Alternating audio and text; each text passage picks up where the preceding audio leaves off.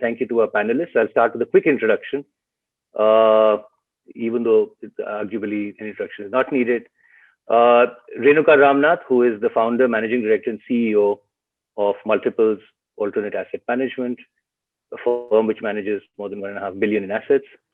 Hello, Renuka. She has 30 years of experience in the Indian financial services sector across private equity, investment banking, and structured finance, and has built several successful businesses for the ICICI Group and then in partnership with several extraordinary entrepreneurs over the past decade. She's also the chairperson of the Indian Private Equity and Venture Capital Association, something that happened earlier this year. Congratulations on that, Renuka, and commiserations on that too. Thank you for joining, Renuka. Pleasure to have you. Sudhir Warrior, who is Managing Director and Deputy CEO of Multiples. He has 2 decades of experience in financial services with a strong track record of leading investments across a range of sectors, including financial services, healthcare, logistics, and infrastructure. Sudhir also works very closely with us at Sanctum, which is an investee company of Multiples, and it's always delightful to talk to him about the business, the environment in which we're operating, and getting all his ideas and experience to bear in the way we think about our business. So Sudhir, an absolute pleasure to have you with us too. Thank you. With that, let's get into the discussion a little bit, ladies and gentlemen. Renuka, perhaps I can ask you to kick things off with a sort of some overarching thoughts on where we are, vis-a-vis the pandemic, the government's response, the state of the economy, and the outlook going forward. Are you seeing some interesting themes emerge now that we're 7 months, from the time that the lockdown really started? Arguably, the pandemic is slightly longer than that. Could you just give us an overview to get us started, and then we can get into some more specific elements of what's going on in the markets and business? Renuka, may I request you to unmute your... Sorry, yeah. So there's no sound from my side, right, Shiv? It's okay? Absolutely fine, Okay. thank you. Yeah, thank you. First, Shiv, thank you very much personally and to Sanctum for having me on this webinar. It's an absolute pleasure to talk to your customers. They are special for 2 reasons. One, most of you are investors in Multiples Third Fund. So it's a great privilege and honor for me to talk to you, and also personally thank each of you for the confidence you have placed in us. And two, they are your customers. Sanctum is one of our portfolio companies. For me, each of my company is like a child of mine. So it's very, very special. So thank you for being Sanctum's customers. So let me give a shot to, Shiv's questions. I was telling Shiv earlier in the week when we were talking about this webinar that I want to keep it a little less formal and more fun because, there are enough things that are bothering everybody's head. I don't want to make this a very serious affair, although investing is a serious affair. So that is not to be mistaken for we not taking our business seriously. So to coming to, kind of Shiv's questions, I would say that when the pandemic first hit us, if I were to just go back and relive my own life from mid-March until now, it has been a wave. So honestly, I would say that, mid-March, I thought that we were giving a very exaggerated response to this pandemic. Could it be this serious? Could it be this harmful? Are we panicking too much? Was the first, for about a week, I thought that, are we trying to excessively copy the West and so on and so forth? And then it dawned on me that this is going to be really serious. And then I swung to the other end of the pendulum, and so did all the companies and the economy, that you had to really plan for complete doomsday. You don't know when you will come back.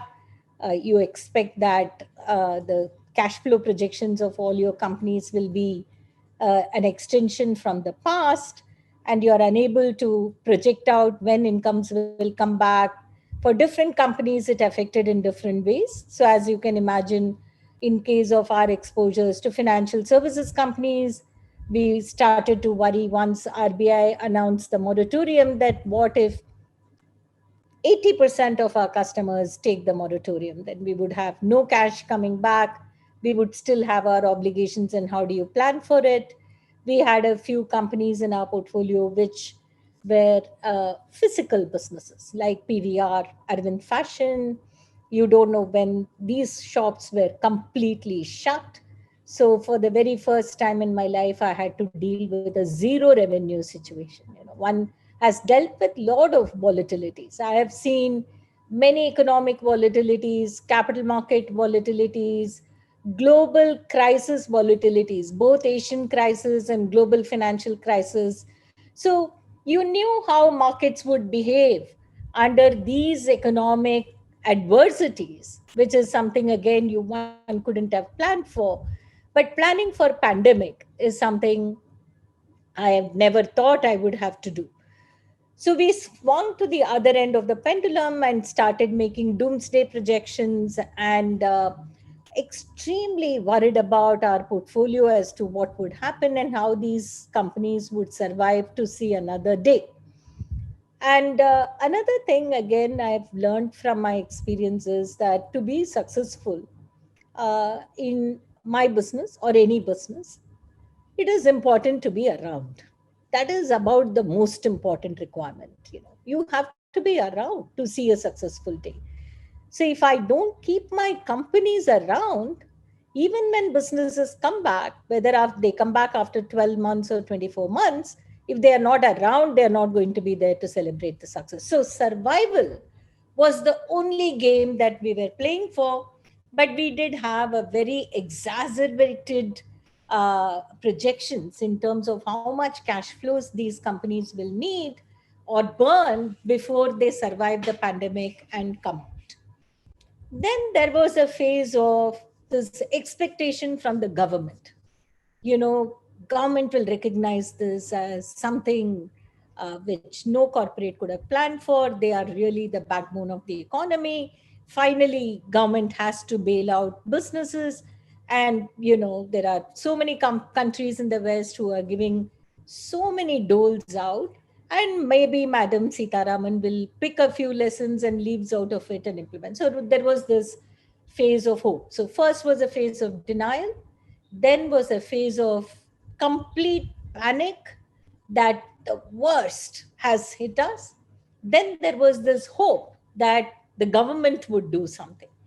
And I was doing meetings after meetings with various authorities in the government, and also as IBCA chair, since I was representing the entire industry where we had extremely young companies to highly mature companies and multiple asset classes, not just private equity, real estate, infrastructure, so many things. We really thought that we would impress upon the government to say that this is an industry that gets you 30-40 billion dollars of capital every year, and therefore you should do something.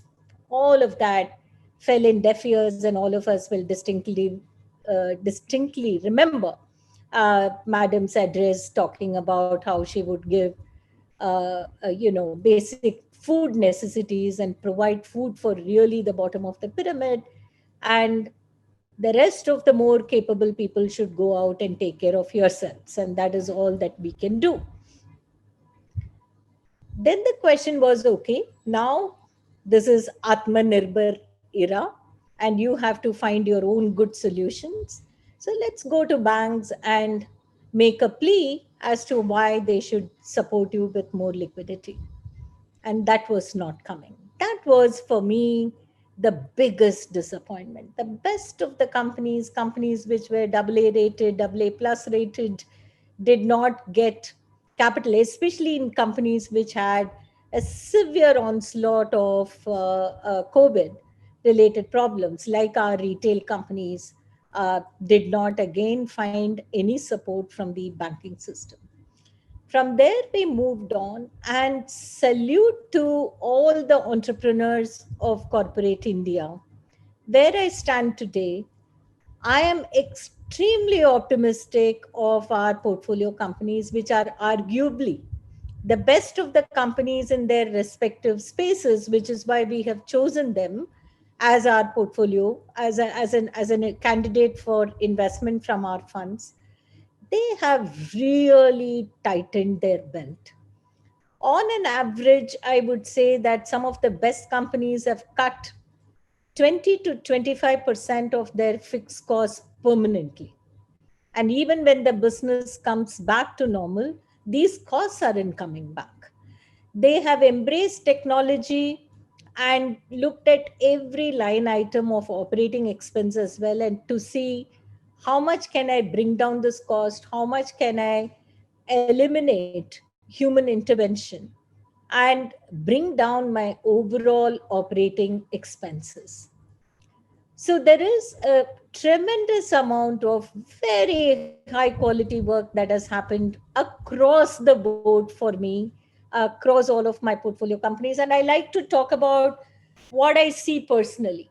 I'm not a person who feels comfortable to talk from what I read in the books or what I listen in the news or some analysis that is put out by really bright people, either in my shop or in Sanctum shop.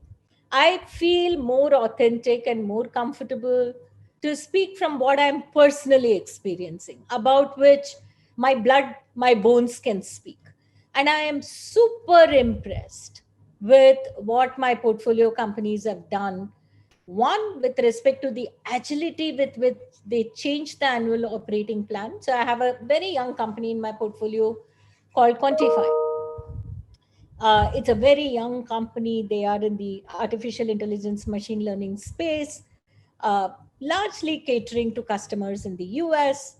And the moment the pandemic hit, middle of March, by middle of April, we had a new operating plan, because in an IT service company, planning your hire and phasing them out and keeping your costs commensurate with your revenues is the only name of the game. And they did it so beautifully, such that their profitability margin percentages have not shrunk even marginally. And the business is already coming back, and the annual operating plan for 2021, my advice to them is, please try and keep it to the old plan and not a revised new plan based on a reduction that you saw in 2020. So I'm just sharing one example, but this is something that we experienced in 100% of our portfolio company. The agility with which the management moved to change the plan and manage each item of cost and negotiate with the entire ecosystem of their supply chain, right? People who are standing behind you and the customers who are standing in front of you. How do you manage the entire supply chain not to disrepute yourself in trying to financially manage the affairs of the company? So, where we stand today, therefore, I feel tremendously optimistic. One, because I have now personally seen how agile our good managements have been, how they took to cost reduction, how they further re engineered their business to have some permanent gains going forward, which is going to help them eternally. And in the emerging landscape of business, which I truly believe is only for those highly successful companies and managements, they are going to be operating in an environment where their weaker competition has become even more weaker. And it is just a matter of time that they will either get consolidated or they will vacate the playground. So you're going to be standing in a market which will have the same size and glory as it was pre COVID.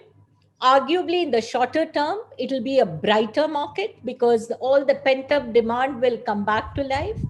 And the companies which are strong are going to have a less competitive, less confusing marketplace with a much better financials and higher profitability to go out and address that opportunity.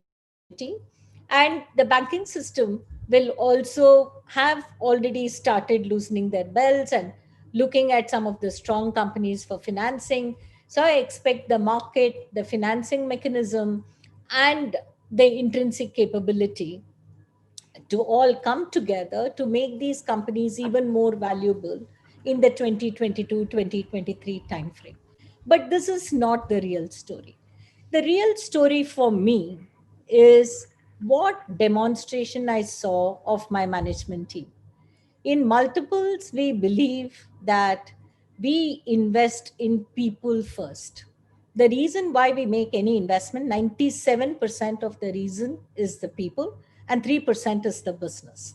It would look very bad if I said 100% is only the people. Therefore, I'm just putting a notional percentage.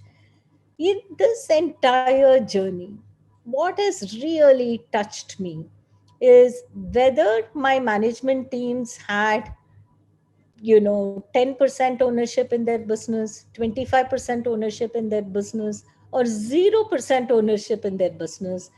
Everyone has acted like an entrepreneur.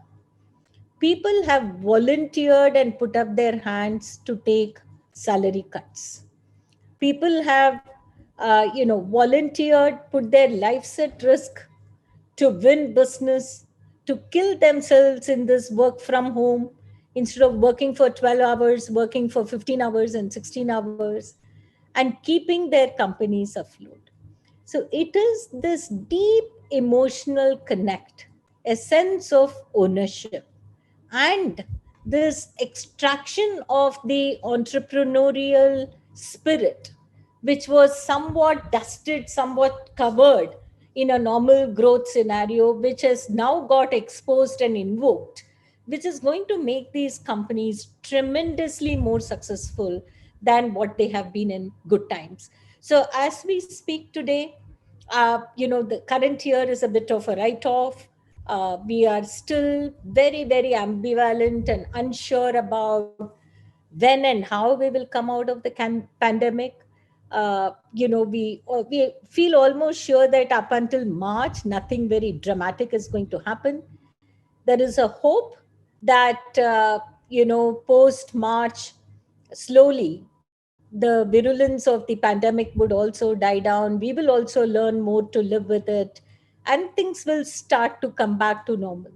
Even if it doesn't happen in March, let's say only by September next year, we get back to normal. Nothing is really lost because our companies are really now well prepared to live within the means that they have. The moment we come back, and that we have to, these companies are going to go out and grab everything very profitably from there. So I think that this has been a tremendous learning experience. I do worry about the growth rates in the economy, but I would say that having seen so many crises and felt like we will never come out of it, I am also a very, very big believer in the resilience of our economy. And the moment we are liberated from this pandemic and some of these physical constraints are taken away, I think that we will charge back and come back to the old levels of at least 7.5% growth, maybe from middle of next year onwards. And for the good companies, that would translate to at least 2 times that growth rate, and for the very good companies, 3 times that growth rate, which should be sufficient for us to make the kind of returns that we would expect from our investments. So this has been the journey. I just wanted to lay it out as it occurred rather than be academic, and I hope I was useful. Very useful indeed. Renuka, thank you very much. I think the biggest part of this experience for many people are the human stories behind everything that's gone on, and the stories of dedication, resilience, creativity that's come out. And one of the hopes is that that kind of behavior sustains once things go back to something resembling normal, because that is a game changer in many people's minds. I suppose I was going to ask this question later, but I suspect now's the time, Renuka. We've been, based on what you were just saying, we've got, we've seen a recent draft of high frequency macroeconomic data, which is looking positive. You had a decent earnings turnout from companies, listed companies as well. In fact, I was looking at a business confidence survey recently, not business confidence, economic confidence sentiment, and it was from business managers, leaders, and it was looking quite positive. So is this finally a V-type shape coming through, or is it a bit premature to say that and vulnerabilities still remain? Because the survey itself talks about a 12-month kind of average timeline across industries to get to a position which they consider normal in some form or the other. What is your view? Yeah. No, I would not plan for any V-shaped and go and, hire people or, if I were running any of these industries. I would say that, see, because we are a young country and we are underpenetrated on any metric we take, whether it is financial products, consumer durable products or whatever. So and increasingly the confidence level of people to spend and not really save for future, given again the average age is so low, is also high. So it would come back, but too soon to say that it will be V-shaped, and I really don't expect a V-shape. It will be always volatile, and I would build my companies to take care of volatility rather than assume a very sharp one-way street spike and go and start building capacities to take care of it. I would not recommend them to do that. Yeah. Okay, thank you, Renuka. Perhaps I can pose a question to Sudhir. Sudhir, on underlying businesses, there's divergence between Wall Street, Main Street, Dalal Street, Main Street. Yeah. And it's been extensively covered on account of monetary policy being one of the drivers, market structure, investor sentiment, and so on and so forth. But it's also true that a large part of the economy is not actually in the listed capital markets. Yeah. Not just the informal, but even unlisted businesses in a lot of what we deal with here. Yeah. So what has been their experience like as we see some of these very optimistic earnings reports coming from the listed companies? How are you looking at that? Yeah, so I will also take what Renuka said of saying examples of what we have seen in portfolio companies, because that will give a good estimate. So we have in our companies, for example, say pharma companies, which have not been at all affected. For example, we have this company called Encube Ethicals, which is in the derma-focused space, where the company this year was the year where the company was starting US export sales. So initially when the pandemic hit, one thought that this entire plan of starting their own ANDA products, etc., will get impacted. But today, 6 months into the year, they are thinking of revising their budget upwards, because they have done better. They have gained better market shares than what they had estimated their products would gain. So this year, the entire profit track record, the EBITDA projections, etc., are higher than what we had estimated in the month of March. So there are these kind of businesses as well. When we kind of become we have to remember that it's a diaspora of businesses that we have. Similarly, on the Natco Pharma side. Again, one of the companies that was seriously affected during the initial days of the pandemic was a hospital that we own 100% of, called Vikram Hospital, where the first 2 months, because everyone was delaying elective surgeries, we had, after a fairly long period of time, a month or two of EBITDA, negative EBITDA. That has again, and thereafter, the hospital is in Bangalore, and we had to give 50% of the capacity to BMC for treating their allotted COVID patients and so on. But despite that, in the last month and a half, things have come back so much that we are now saying that probably we will end the year achieving about 80% of what we had budgeted in a pre-COVID timeframe. You look at a company like Arvind Fashions. Of course, it's a listed company and therefore it will be coming up with results and so on. But broadly, the trajectory that one sees is that if the first quarter was about 0% because all shops were shut, the second quarter would be about 40 to 45% of the same time previous year. Third quarter, which is obviously aided by the Diwali momentum and the consumer spending that has picked up, etc. Presumably internally what we feel is that probably they will achieve about 80% of what they did last year. So the trajectory is fairly clear. And as Renuka said, it doesn't look now in terms of whether there will be the joker in the pack is whether things will go worse, etc. But we have now also the company itself builds greater resilience during the period, right? It now knows what it is to handle the worst. And therefore, whenever something hits again, you are in a much better prepared. Of course, we also have companies like Dream11, which has been like a rocket ship. It is shooting all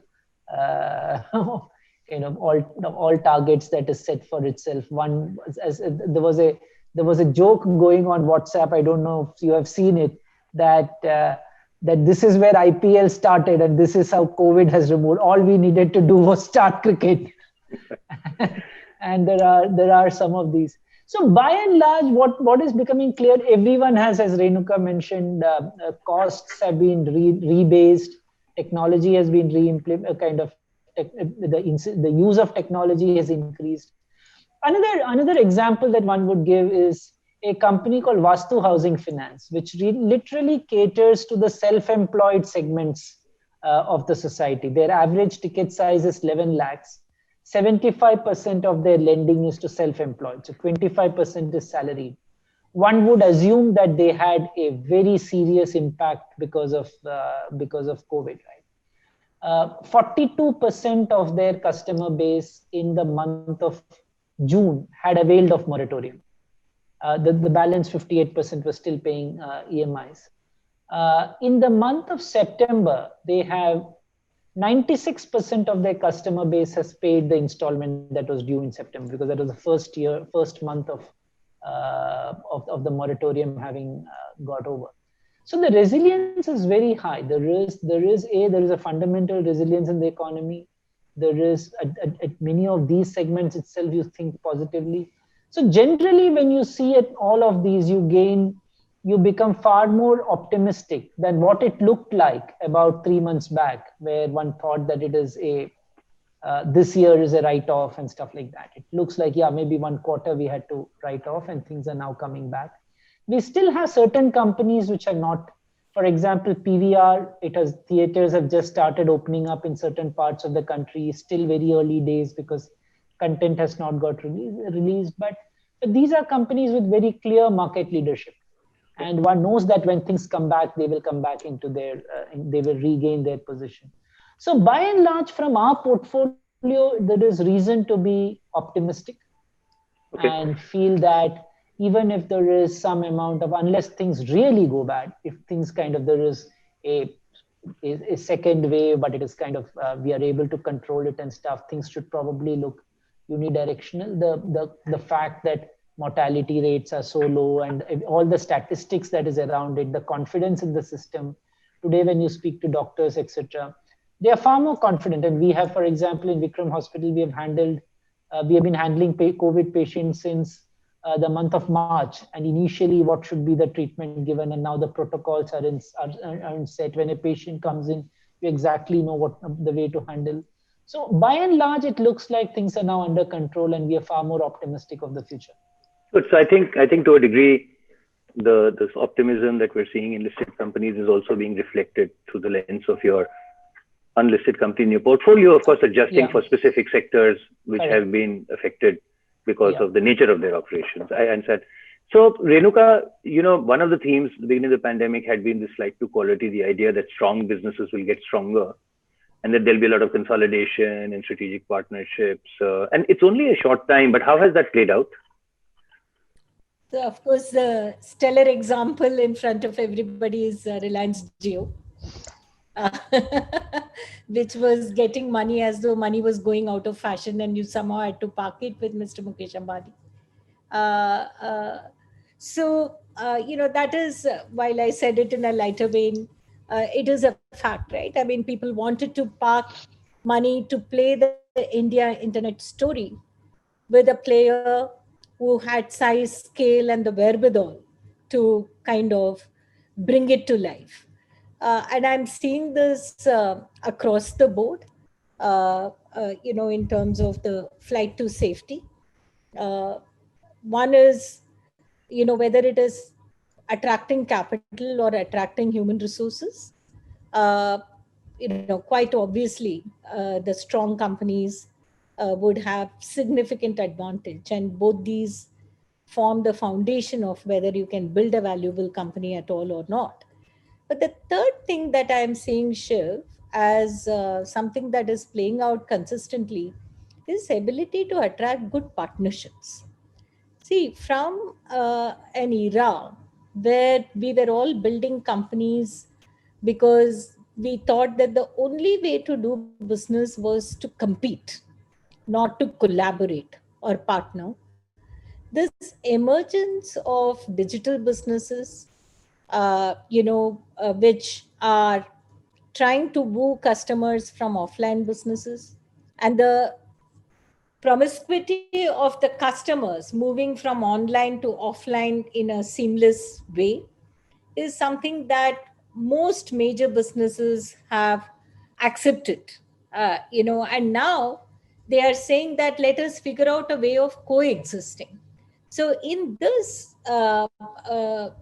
strife of finding the right online offline partnerships, again I'm seeing that it is the strong offline companies which are getting strong online partners, and together they are going to increase the gap with their other offline businesses.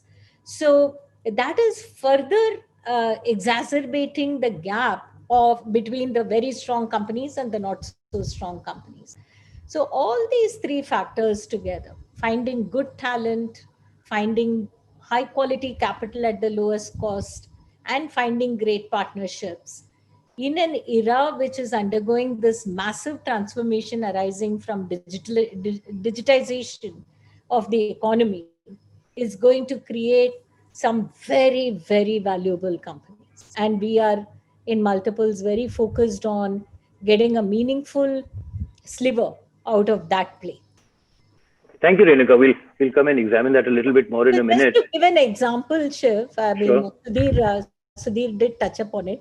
So now that it's kind of in the public domain, I can share, although it's a private company statistic. So when we invested in Dream11, we had a lot of intelligent conversations in our boardroom about how big can this company get. In the previous year, the company had 2 million registered users, give and take a million. It really doesn't matter. And then we said that by 2023, if this company gets to about 30 to 40 million users, we will hit a comfortable 4x on this investment, and that should indeed be possible. And in 2020, we have crossed 100 million users. Now, how often do you get positively surprised and of this magnitude?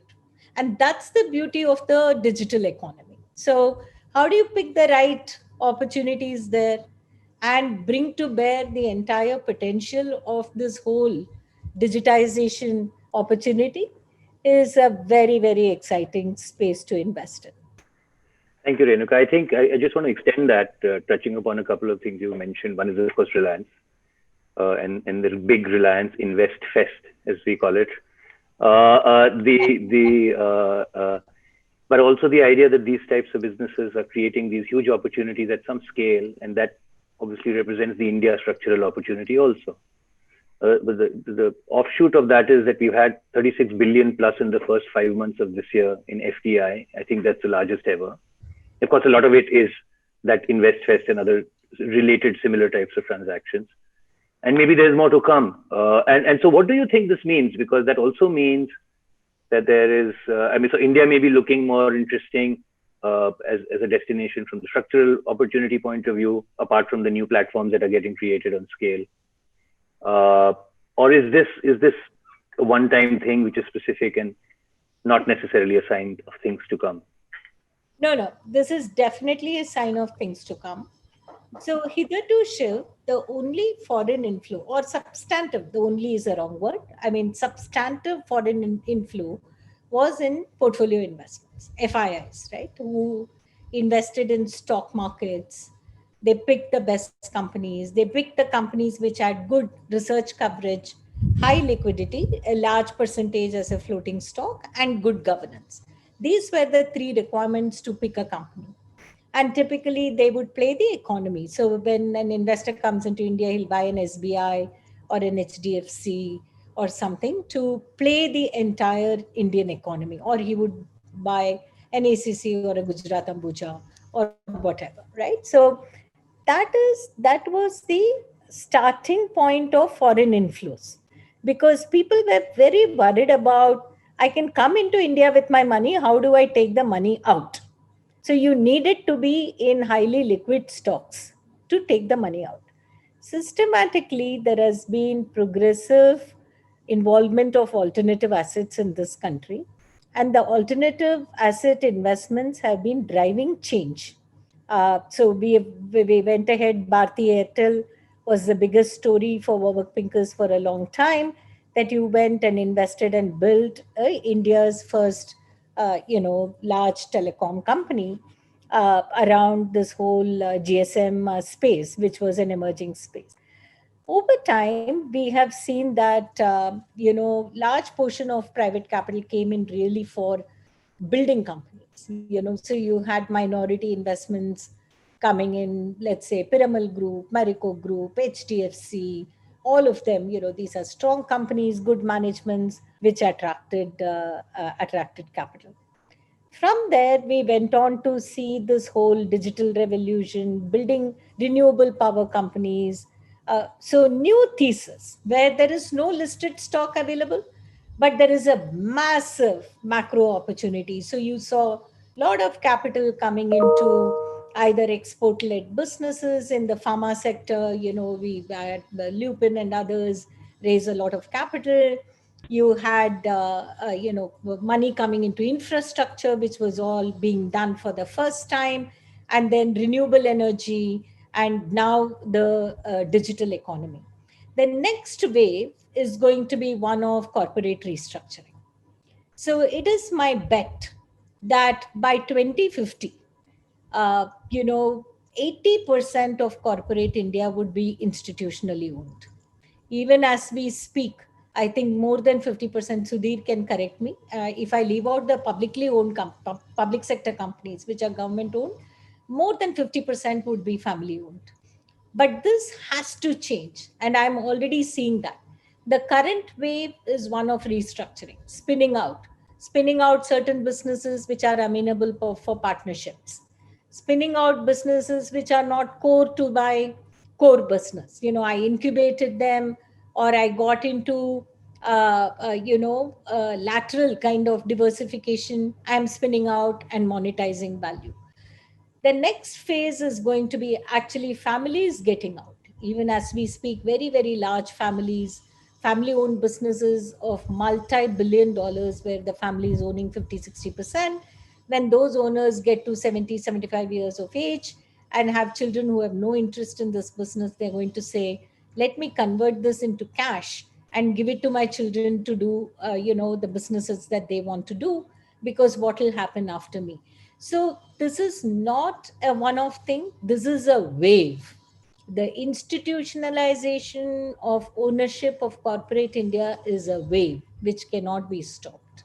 So this will go on. Thank you, Renuka. I'm conscious that we want to come to questions from the audience, but I have 3 or 4 questions, which have also, in fact, come from the audience in a way. I want to get through those and turn my attention a little bit to the fund more specifically. Yeah. So again, Renuka's talked about the nature of transactions and how they might get phased over the next couple of years. Can you just talk a little bit about the sectors? I mean, you speak of liking financial services, pharma, IT. You also talk about the theme underlying that, and that's something for Fund 3. And of course, within that, if you could also just talk about financial services more specifically, because I mean, since the IL&FS crisis, at least the lending businesses have gone through their own entire reconfiguration of, let's say, the lending ecosystem, as it were. Yeah. So kind of, if you could just briefly summarize, how you're thinking about the sectors that are most exciting, what's exciting you most, the types of transactions within that, what's happening with financial services. Correct. So, Shiv, we believe that in the last 5 years or so, and over a period of time, a lot of things have happened which are very positive for the financial services sector. While we have had the rotten eggs kind of being exposed in the IL&FS, etc. But what has also happened is, for example, let us say infrastructure financing, which is where the largest part of our NPAs have been, which has been to lending to power projects and so on and so forth. That has got reasonably well resolved. Today, if you talk about infrastructure financing, which has been done in the last 5-7 years, you find that these have gone to renewable projects where the period of construction is much lower. You find that it has gone to these hybrid annuity projects, which have got well settled. You find it has gone to transmission projects and so on. So today, the last 7-8 years in that particular sector has been well-funded projects which have got completed. Road contractors are getting their performance-linked bonuses and so on and so forth. So balance sheets, the lending opportunity is looking very good, even on that, even on something as something we used to discard as infrastructure financing. On the from the retail financing side, the opportunity has always been good, and now we find, for example, our own experience of setting up companies like Vastu has been that it's your ability to really use technology and address a discovery of good quality credit and servicing them has been very positive. We like areas like insurance, for example, which for a long time we were unable to look at, but now there are opportunities which are opening up. So as we go into the next 3-4 years, we still believe that there will be a great opportunity to invest into lending. At this point in time, we are being cautious in the sense that we just want to see to what extent is a balance sheet affected before we take a plunge in. So the last 6 months, we have been going slow on credit-linked investment opportunities, but we now feel that as things are getting settled down, we should again start seeing that. On the tech-led side, we have spoken about some of the companies in our portfolio like Dream11. We have investment in Delivery or Quantify, which Renuka spoke about. We continue to believe that these are going to throw up significant opportunities for us. Pharma and healthcare have always been an area of choice. Again, we spoke about Ncube, which is in a very niche pharma space.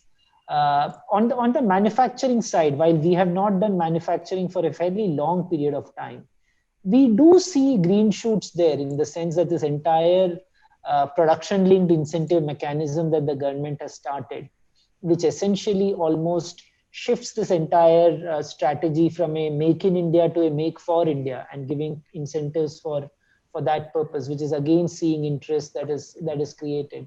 So we are again relooking at some of the things that we had not been looking at for a longer period of time. So we think that the next 3 years, because of all of these, should be a fairly interesting period.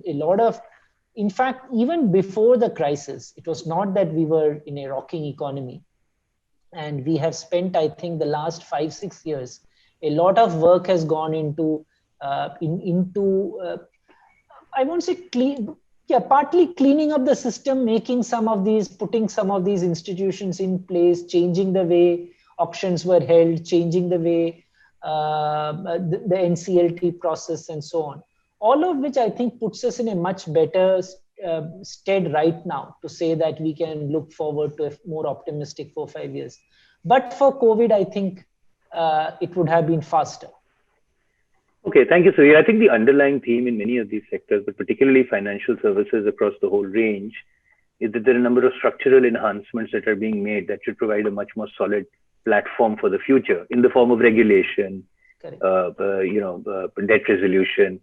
And you have faced the brunt of it. We have borne the brunt of, and yet we remain excited about the sector. Correct. So I think all that needs to be done has now been done.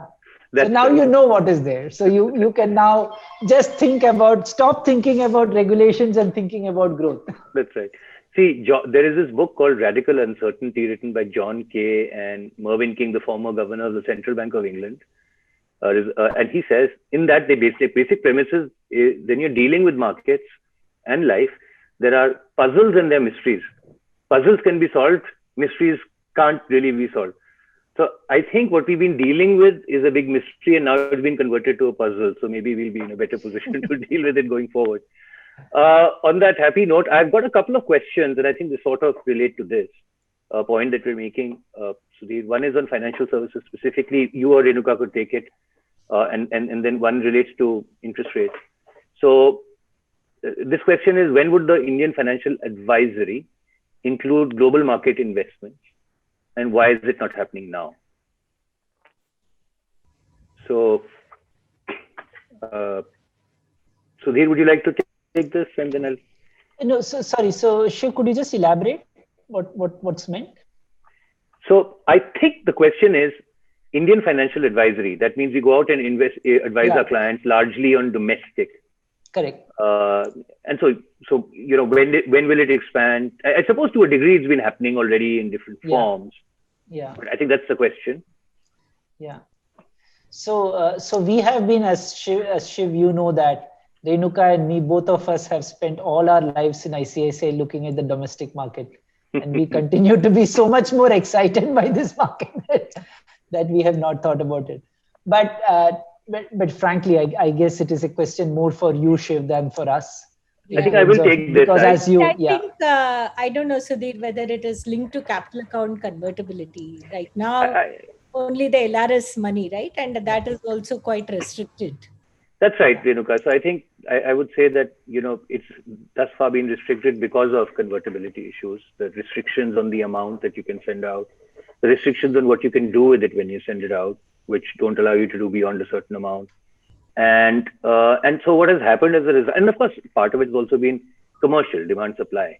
A lot of people who've been sending money out have been focused more on buying houses or, funding kids' education and so on. So I think both commercial elements, demand supply, and regulatory constraints have prevented this from growing. Hence, a big ecosystem around this has not been built up, the infrastructure.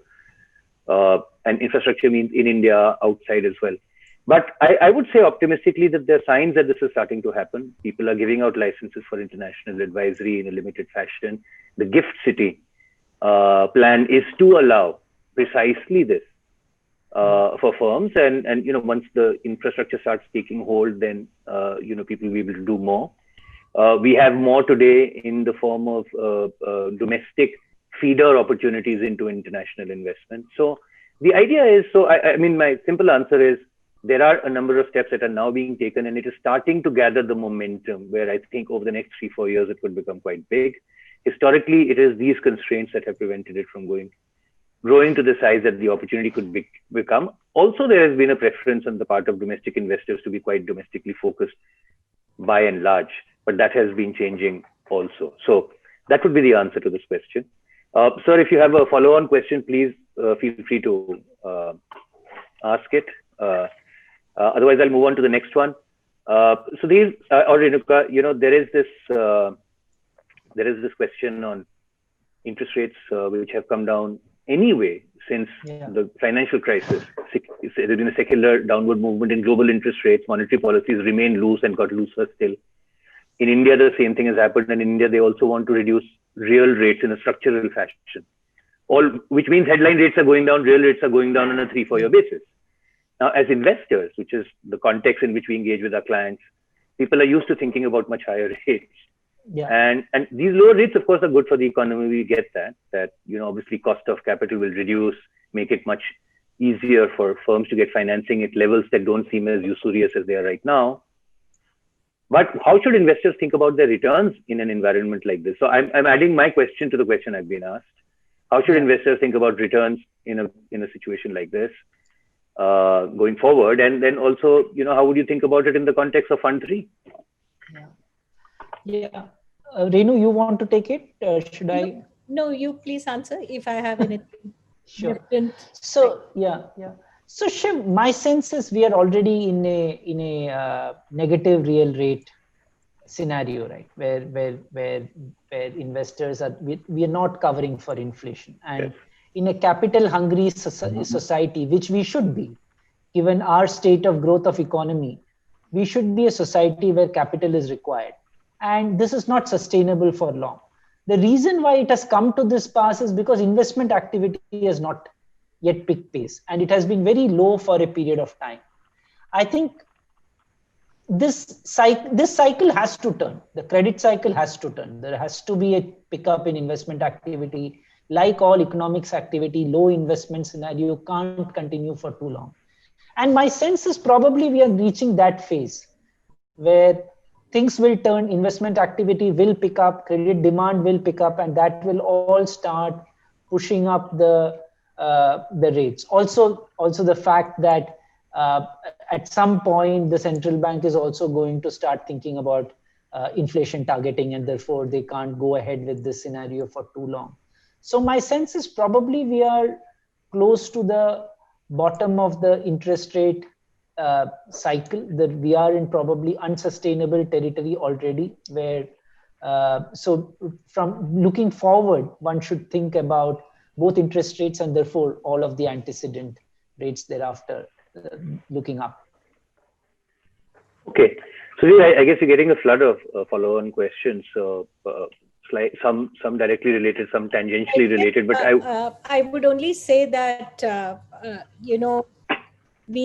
we are and we will continue to be in a regime where investors, for beating inflation, will have to choose between risky debt and equity.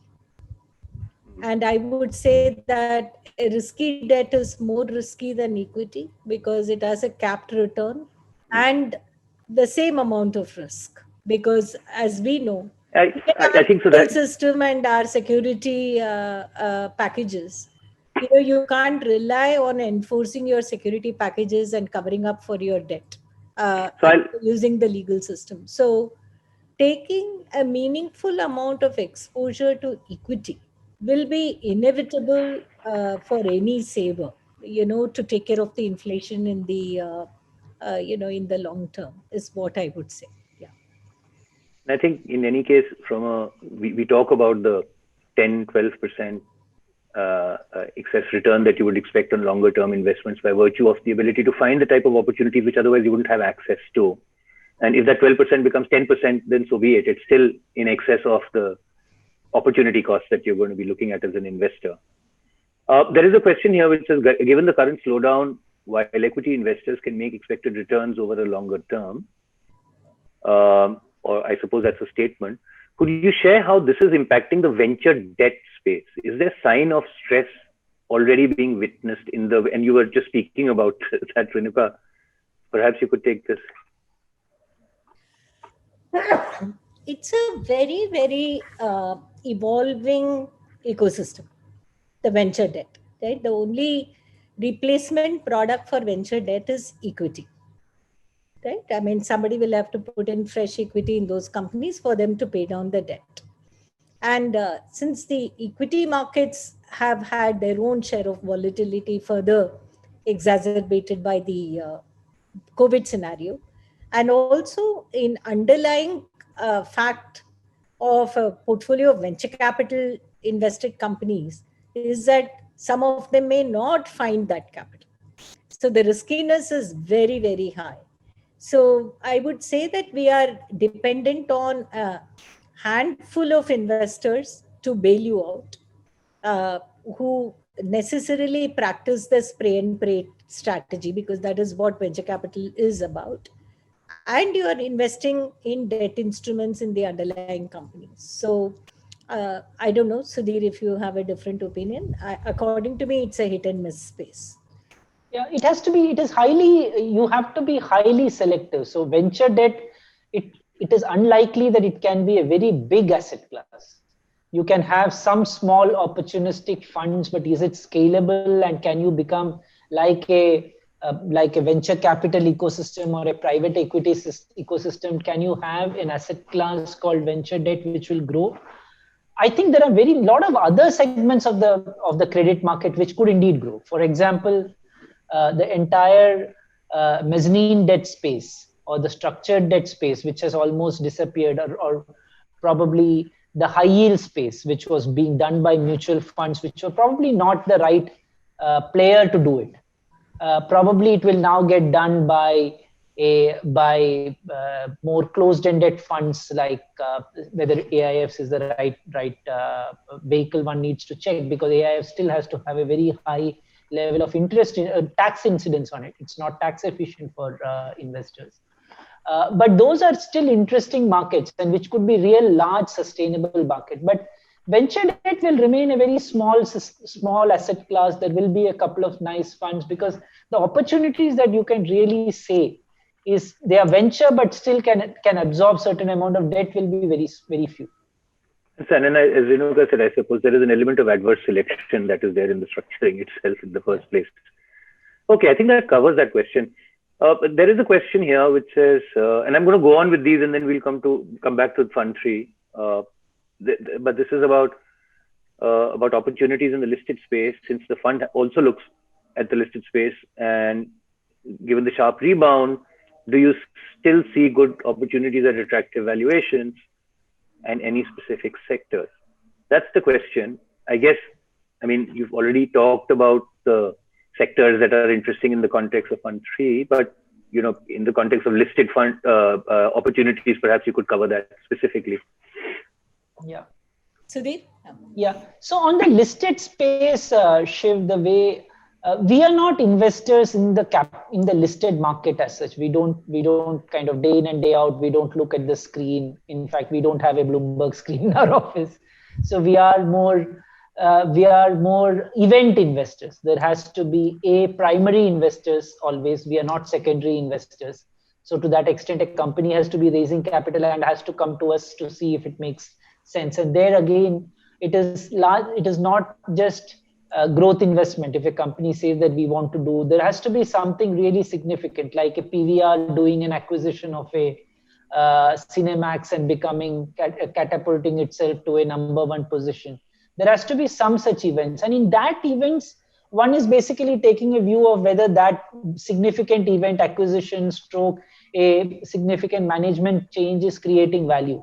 And those would be different from the conventional capital market driven valuation exercise that volatility. So to that extent, what we look at is we still apply the same private equity lens to looking at whatever we are looking on the listed market. Quite right. But do you think that those kinds of opportunities are on the horizon, or they come up and it's very hard to model for those?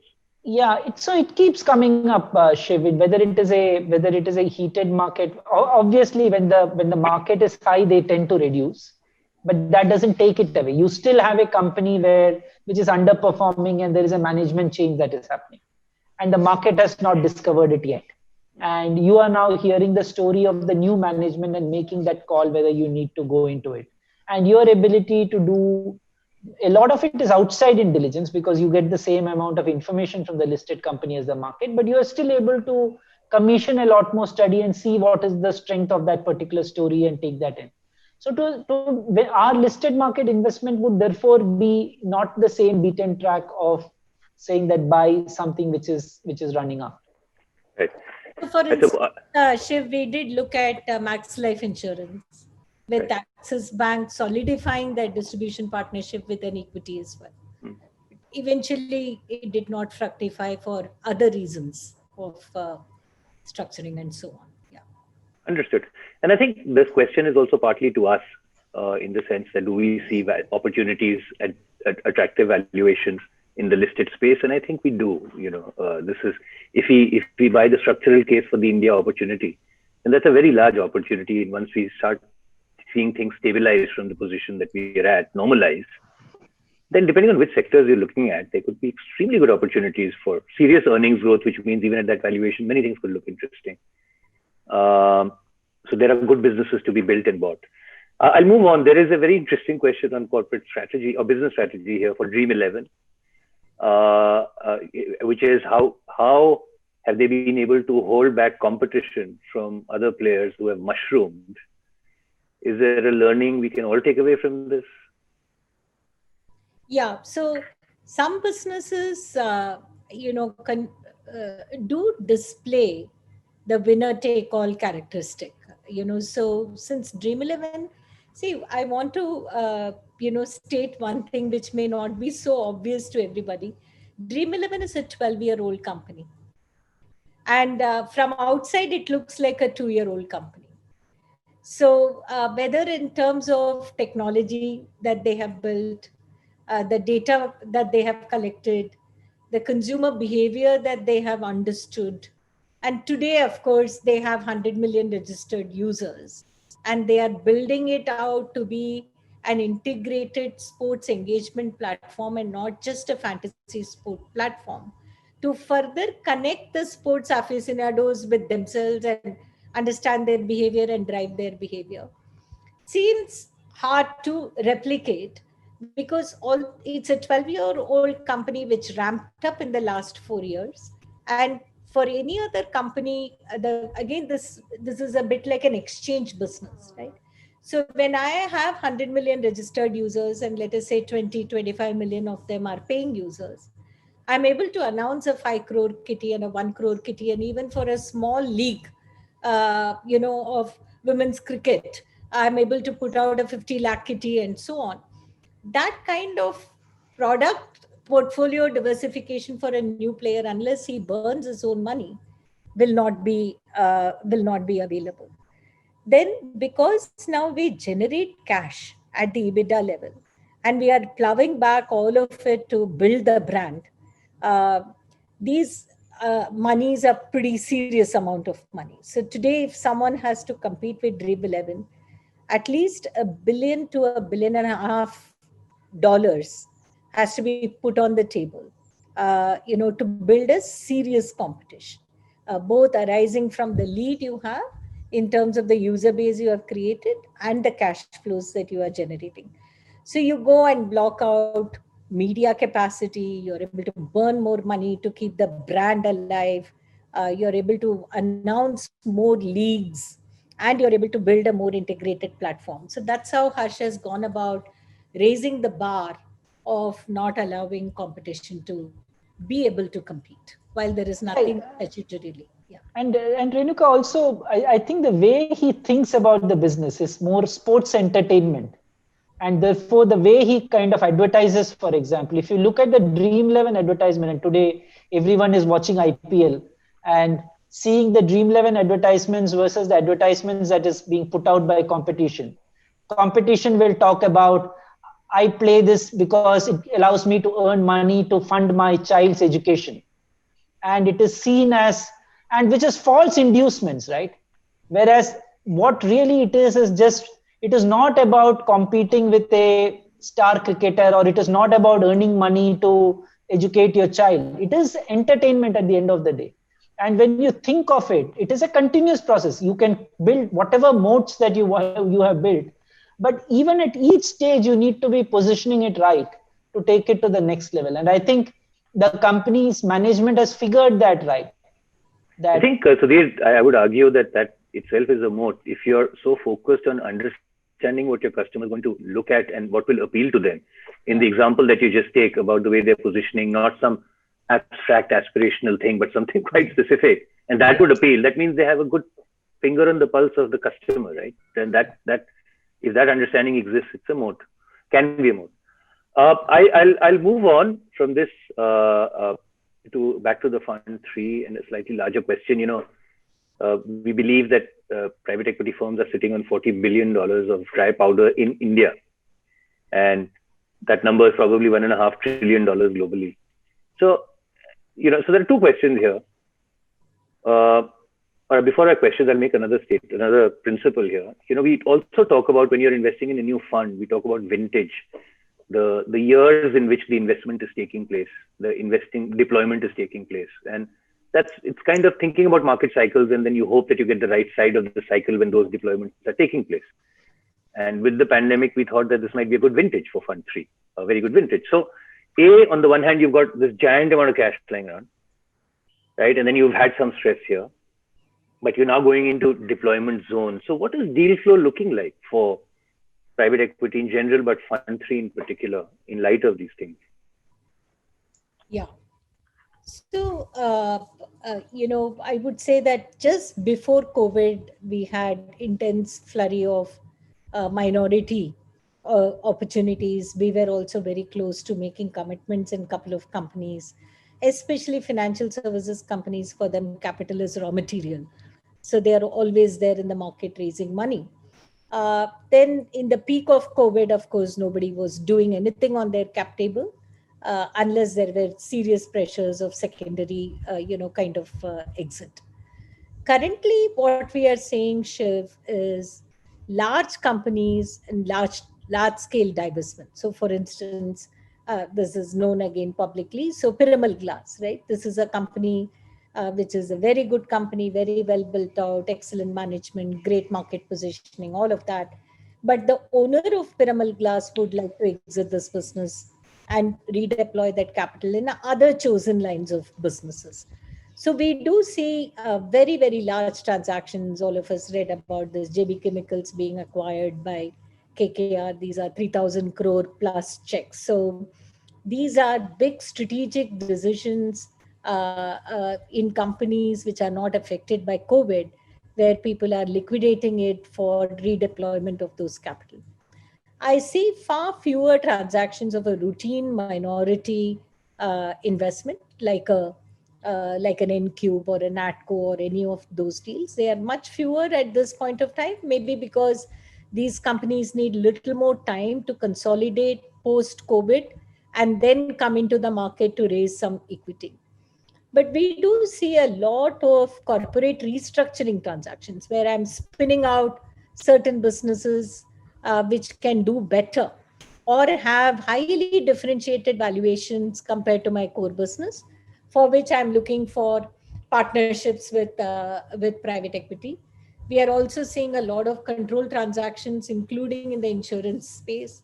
There are stress promoters who are exiting highly profitable, good franchise businesses. So I would say that currently the market has much more larger deals of stronger franchises who are doing either strategic shifts in their ownership or completely exiting them for restructuring their own personal balance sheet.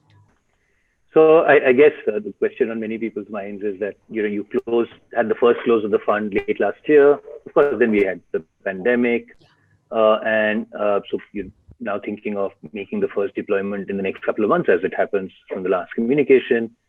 By the way, congratulations on those closes. Also, we've got the ADB and CPPIB and other marquee investors coming in, alongside many of our esteemed clients. But the question is, so something is imminent, and from amongst these, can we expect a transaction to take place and a deployment to take place in the next 2-3 months as planned? Right. So let me address it, and Sudhir can add to it. So we had almost signed up with 2 companies just before COVID, and we were in one of them waiting RBI approval because it was a change of control. And it was a company which operated under RBI license. And in another company, we were just waiting to close the documents. But because of COVID, both in financial services, we said we need to take a pause and we just can't go on the basis of past diligence and past assumptions, because COVID was fundamentally changing the future outlook of these companies. And we decided to be cautious, and we kind of stayed away from those transactions. After that, we came very, very close to investing in White Hat Junior. The promoter, Karan Bajaj, was very clear that if I go the private equity route, then I will definitely take only multiples in my cap table. But I'm seriously evaluating a strategic, and he decided to sell himself out to Byju's. So we did,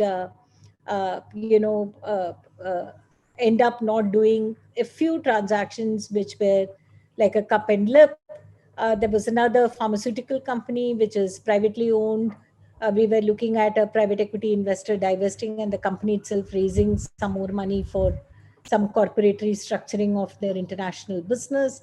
We spent a lot of time, almost got to a binding term sheet situation, and the company said that we are going to put off this entire fundraise until we have complete clarity on our international business restructuring. So our business is very tough in terms of how many stars have to come together for a deal to happen. On top of it, unfortunately, with passage of time, we have become wise. So we are not able to kid ourselves and commit capital to opportunities where if we were less experienced, probably we would have got more excited. So our lens have become tighter. On the public market side, as Sudhir said, we want to only do event-based. We don't want to do organic. equity raise, because again, we have been badly beaten up. In an organic equity raise, the issuer times himself very well, and we are not able to time ourselves. So we have kind of restricted our public investing strategy, and therefore we have to wait for the right deal. But there are many deals that our teams are very, very actively working on. We have a stellar team which is so experienced, and we have used all our years of experience to be translated into very good tools and frameworks, so that we don't leave our success to chance. Success is scientific. We choose our investments very scientifically, but we manage our investments very skillfully, and we take a lot of pride in saying that Multiples is a shop that combines the art and this science of investing in an inimitable manner. So we'll have to wait for the right deals.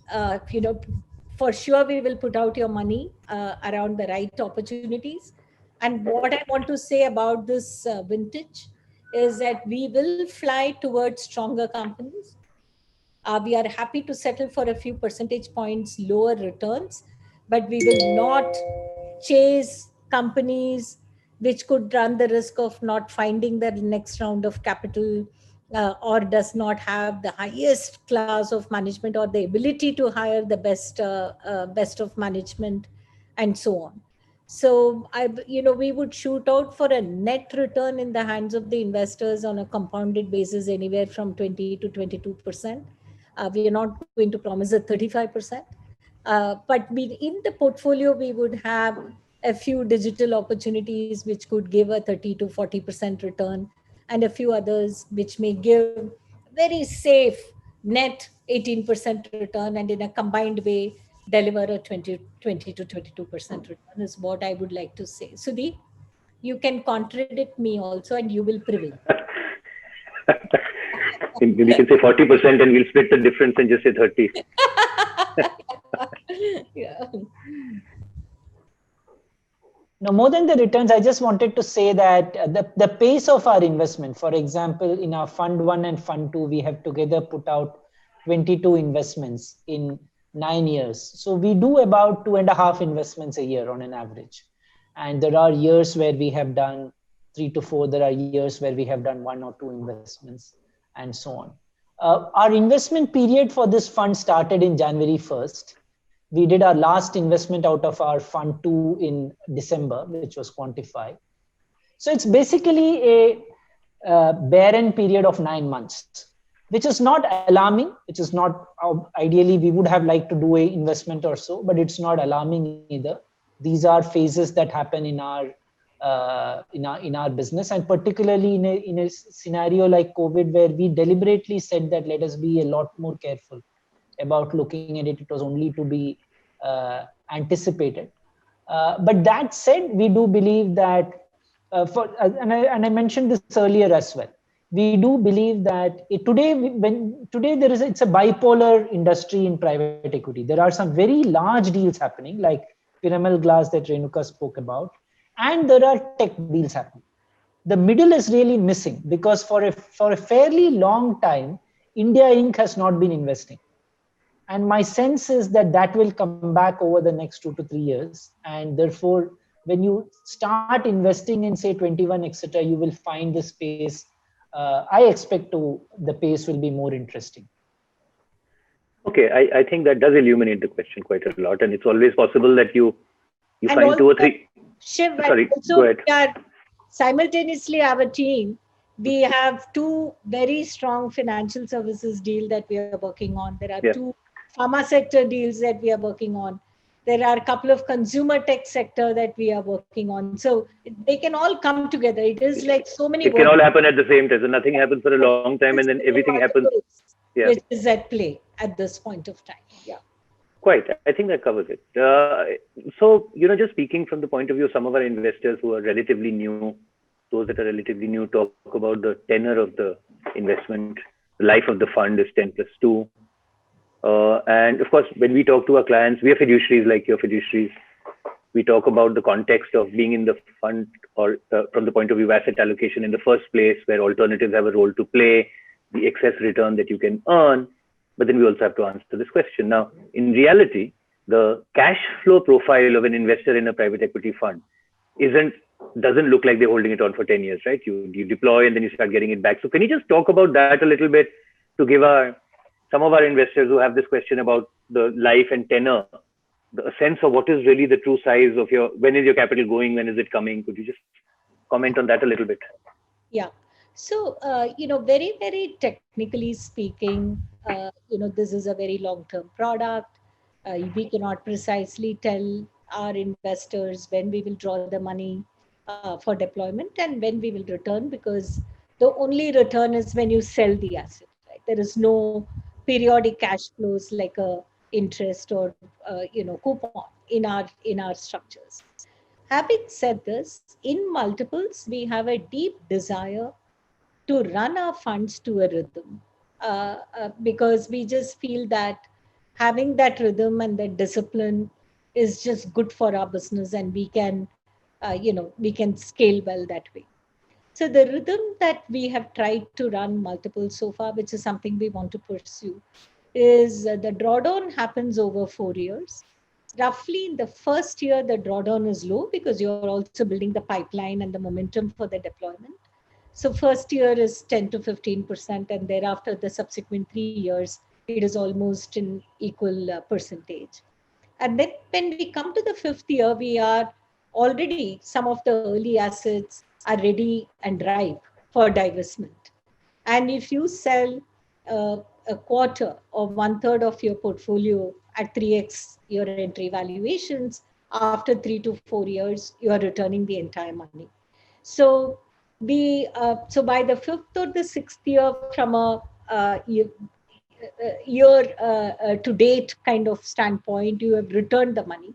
But if you look at the duration, it would be 4 years, because you're also drawing down the money over a period of time. So if someone has committed 50 crores, let's say in the first year, we may draw down 5 to 7 crores, the balance equally in the subsequent 3 years. And when you come to year 4, you are already looking at receiving somewhere between year 4 and year 5, your entire 50 crores back. So, and the duration of this whole process would be about 4 years, is the rhythm that we are looking to run. So, and again, I'm trying to make it as programmatic as possible, although this is not a business that's amenable to those kind of program. But when I say programmatic, I've just raised the consciousness of my team by putting these matrices, measuring them, talking about them, and making people accountable to these, matrices in terms of. So for our fund 2, we have come up with a number that we have to exit in the next 12 to 18 months, which are the assets where we could exit. And so that we continue with the fund 1 rhythm with a duration of 4 years, you have returned the principal. And then the next immediate target is to return the preferred return of 10% within 5 years. So, and then we also want to come back into the market every 3 years to raise money. So the rhythm that I've set in multiples is be in the market every 3 years to raise money, return the money that you have taken, the principal within 4 years, principal plus preferred return in the 5 years. So once an investor does 2 cycles with us, so if someone started with 10 crores in the first fund, and let's say 20 crores in the second fund, in the third fund, this investor could commit to a 40 crores or a 50 crores without having to put out 1 extra rupee from his pocket, because the returns from the previous funds will just take care of this rotational money. And that is the multiplier effect that we are looking to play. There could be short timing mismatches, but one can easily arrange an overdraft with a bank or somebody to take care of these timing mismatches secured against other assets that the investor would have. And that's really the fun part of this business, as to how do you multiply your exposure without having to put out an extra rupee of cash from your pocket. So that's what we are trying to achieve in multiples. Okay, thank you, Renuka. I think your experience in Fund 1 and 2, of course, bears out much of what you're saying as well. So that's good news. So We're all... if I look at Dream 11, we have taken out, we've already taken out $91 million and distributed to our investors. But there are many investors along with me in Dream 11 who have not taken out a fraction of the money we have taken. That doesn't make us any less bullish about the future. But it is just that this is our job. Our job is to return the money, so don't get the greed, get the better of you. And the good thing is that in our portfolio, almost all assets make money. Of course, as I speak in Fund 2, I expect 2 assets not to return my capital. In Fund 1, 1 asset did not, 2 assets, but one of them was trivial, did not return capital. But we don't have to maximize out of only 1 asset out of 11 companies. Sure. 8 to 9 of them will make a lot of money. Some of them will make hell of a lot of money. So we are able to put it in this program because of our chosen strategy as well. Right. So, we're coming right to the end of this session. And also we have done the public market equivalent for both our funds. As we speak, we are a comfortable 5 to 6% higher than the public market equivalent, right, Sudeep? Mute. That's right. Yeah. That's after accounting for the circumstances that we're in, I guess. So that's good news. Yeah. Okay. As I was saying, I think we're almost at the end of this. I have something on a light-hearted note from someone here. Sudhir, you mentioned Joker in the pack earlier, and I'm going to suggest it's also the elephant in the room, maybe not the room, but in our mind space. But the US election took place last night. Elephant, as it happens, is the Republican election symbol. Right? Now, would either of you care to venture what happens next? Not me. Shiv, as somehow I am some couple of questions have reminded me of these WhatsApp memes that are happening. It said that you may fret and fume, but tomorrow your president is still going to be Ramnath Kovind.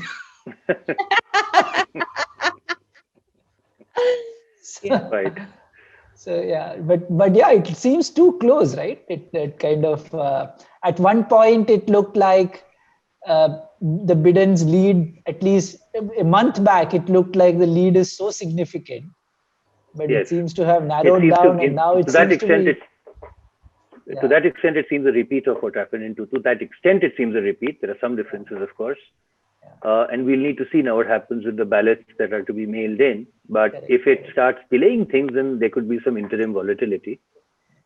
I'm not worried about the delay as much as what people are predicting, a long-drawn legal battle and so on. And if he doesn't cede power, I guess if Trump wins, at least there is no transitionary issues.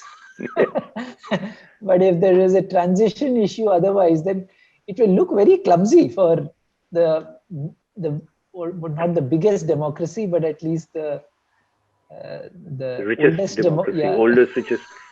Yes, I suppose. I think, look, there could be some volatility in the meanwhile, depending on how this gets resolved. But at the end of the day, we're going to be in a high stimulus environment for a while to come, whoever there is. And so from an economy point of view and its effect on India, I think there are longer term, larger forces at play in either scenario that really should keep us on a particular path, perhaps. Okay. Renuka, we were talking about your portfolio companies, and some of our colleagues wanted to take this opportunity to talk about Sanctum, your portfolio company as well. How are you seeing the progress of Sanctum? There are challenges, of course, which we've talked about from a regulatory point of view, but opportunities as well, which are structural in nature. And we've been working to execute against those. So perhaps a closing comment might be helpful. Definitely, I will say, but, Sudhir must say.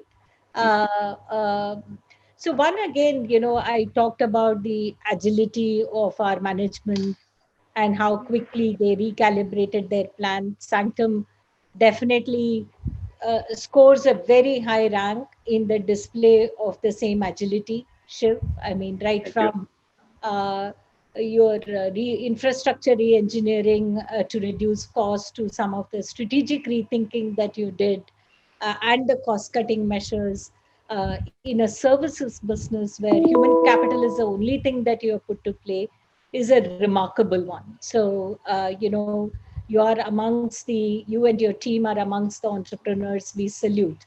And secondly, the volatility, the customer questions that you have to answer, the volatility in the assets under management, inability to launch new products. So the challenges have been multifold to you and your team, but I think all of you held up so stoically, thinking very logically about what will get you to survive in such a challenging time.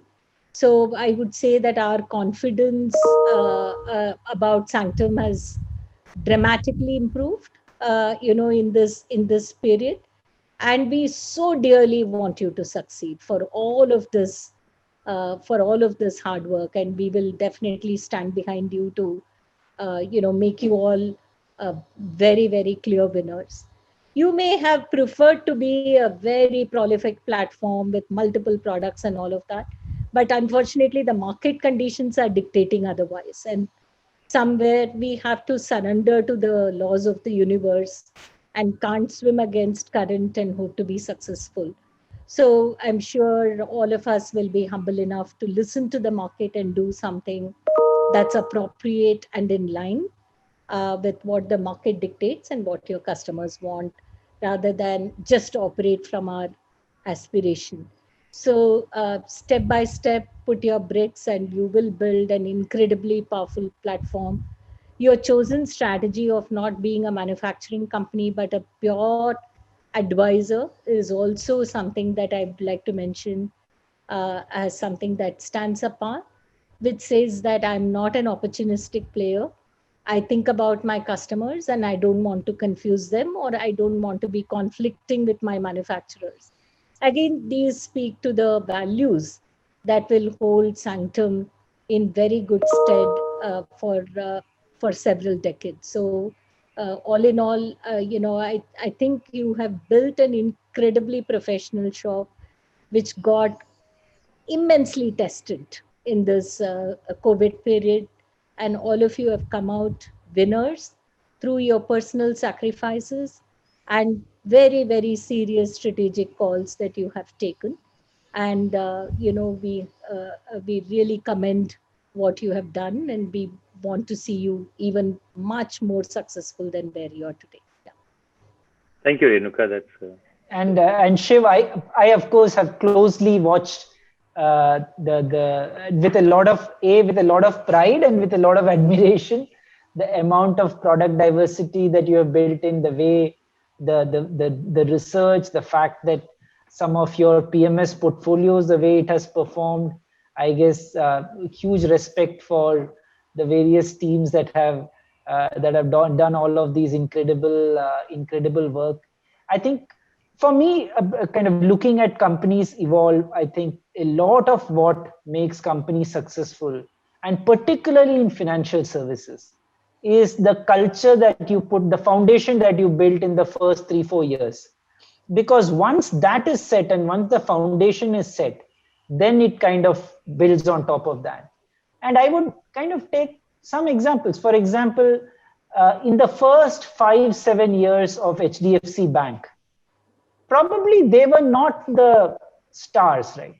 You would have thought that some other banks are winning the race, far more aggressive, far more implementing technology. But once that foundation gets built and your culture gets set, then you can kind of repeat it a lot more. And I think that is where Sanctum has done very well, as Renuka mentioned, to create that culture and that and the people platform that you have built. okay. Thank you, Renuka and Sudhir. I guess we were just to note to our clients, this was not a planted sort of ending to the whole conversation. We appreciate the support from our investors, stakeholders, and we appreciate what the team has done during this time. And I think this might sound self-serving, but Centerpiece is looking out for client interests and building strong foundations. That's how we think about it. And we're very pleased with the progress ourselves. So I'm afraid we're at the end of our time. So thank you again to all of our attendees for taking the time out at 3 o'clock in the afternoon. That makes an extra special note of appreciation for the timing alone. And Renuka, Sudhir, thank you for the very candid, very personal, look at all of the subjects that we were looking at, where we are from an economy point of view, businesses, where the opportunities might lie, and also specific to the Fund 3, where we might be at this point in time. I'm hopeful that our clients and attendees also benefited from it. If any of our attendees wish to discuss more specific matters on a more bilateral basis with either our team or multiples team, we would request you to reach out to your relationship managers, and we'll organize for that to happen. And in course of time, we'll have more such sessions, and we hope that you will join us as well. But for today, we thank you all once again and wish you a very nice evening. Thank you. Thank Thank you so much.